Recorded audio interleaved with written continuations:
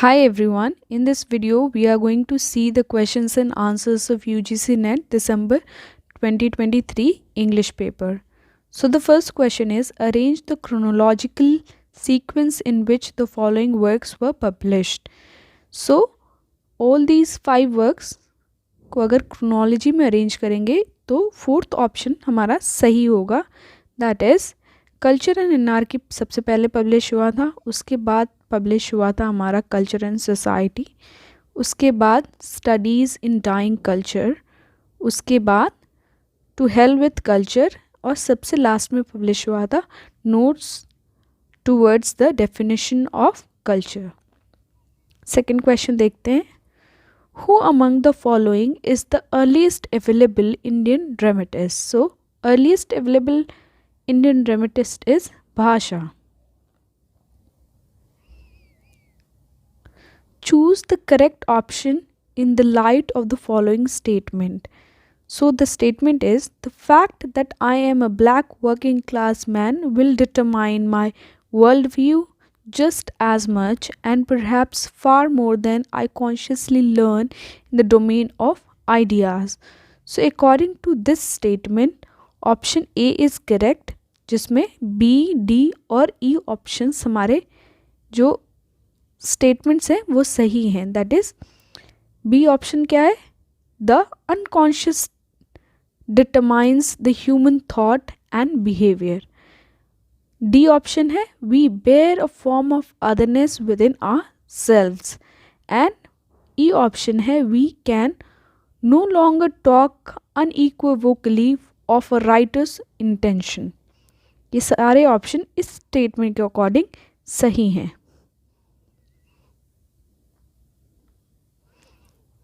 Fourth question देख लेते हैं. Which of the following assumptions are true in context of new criticism? New criticism के context में कौन सारे ऑप्शन सही हैं? तो इसका ऑप्शन जो 4 है वो सही है. स्टेटमेंट ए सही है, स्टेटमेंट बी सही है और स्टेटमेंट डी सही है. बी स्टेटमेंट क्या कह रहा है? The leading critics of new criticism are Allen Tate, Robert Penn Warren, R P. Blackmur and Kenneth Brook. तो और पहला स्टेटमेंट ए भी सही है, तो इसका ये क्या कह रहा है? The new movement in literature popularized close reading of the text. As we all know, new criticism emphasize the close reading of the text. और स्टेटमेंट डी क्या कह रहा है? This critical approach tends to decredit historical, social, political context of a work of literature. So it is saying that historical, social और political context को decredit कर रहा है. ये तीनों statement new criticism के according सही हैं. Which two cities are referred in Charles Dickens' A Tale of Two Cities? So Tale of Two Cities में जो सिटीज़ रेफ़र की गई हैं वो है लंदन एंड पेरिस.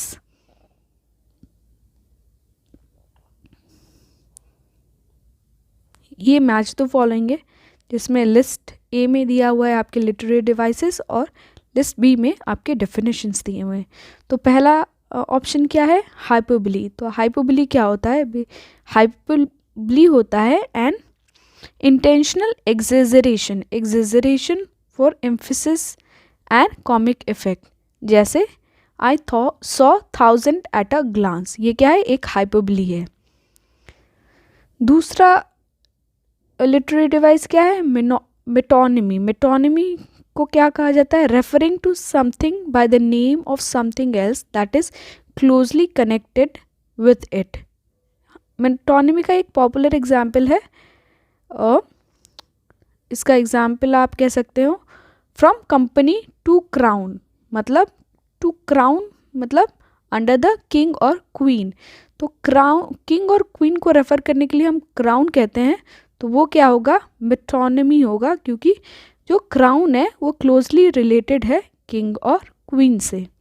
तो ये मेटोनिमी हो गया. आपका क्या है थर्ड ऑप्शन? सिनेक्डिकी. सिनेक्डिकी क्या है? A figure of speech in which a part represents the whole. मतलब एक जो पार्ट है वो पूरे होल को रिप्रेजेंट करता है, जैसे they came on wheels, wheels here represent something vehicle, so vehicle के एक पार्ट को हम व्हील बोल रहे हैं और उसको रेफर करके हम पूरे व्हीकल को रिप्रेजेंट कर रहे हैं, तो ये क्या होगा, सिनेक्डिकी हो गया। पेरिफेसिस मतलब कुछ राउंड अबाउट बातें करना और एग्जैक्टली नहीं बात करना, इनडायरेक्ट वे में बात करना, उसको हम पेरिफेसिस बोलते हैं। तो क्या है, अ राउंड अबाउट और इनडायरेक्ट मैनर ऑफ राइटिंग और स्पीकिंग। तो इसके अकॉर्डिंग ऑप्शन 4 हमारा सही है। ए का 4, बी का 1, सी का 3 और डी का 2। Which of the following statements are valid for post-colonial theory and literature? So in statement में से कौन सा statement post-colonial theory और literature के according valid है? तो इसका सही आंसर है option 3, that is A, C और E statements post-colonial theory और literature के according valid है। पहला statement क्या है? Option A, that is it is resistance and assertion form the basis of post colonial thought। मतलब post colonial thought को जो एक बेस बनाए उसको हम पोस्ट कॉलोनियल थ्योरी और थॉट में इंक्लूड करते हैं। सी क्या है, weep not child is the first novel in English by East African writer गुगी wa Thiong'o. So that is also correct that this is the first novel by Ngugi wa Thiong'o. And third statement which is correct is E. Homi Bhabha, Edward Said, Gayatri Spivak are important post-colonial thinkers. ये important post-colonial thinkers हैं हमारे।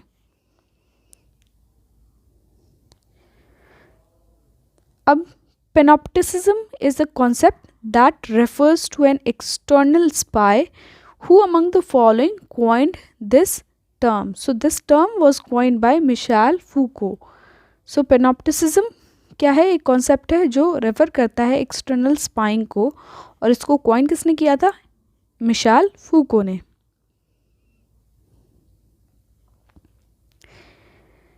Indicate the correct chronological order of publication of the following literary work. So correct order of publication in literary work का है आपका option second, that is A, C, B, E, D। So सबसे पहले publish हुआ था Beowulf, आपका early English writing का work है, so Beowulf will be the first one.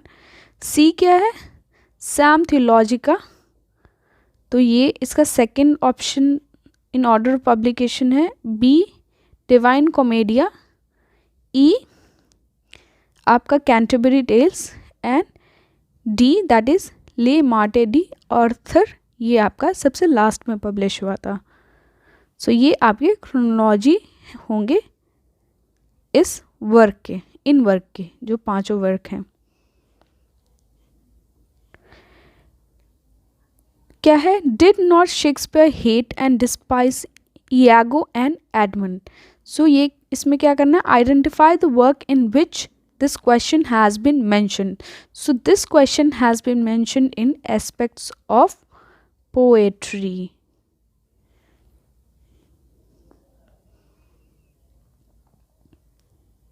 Identify the correct option in Julia Kristeva definition of Quora. So according to Julia Kristeva, the definition of Quora includes the following statement, that is C, D and E.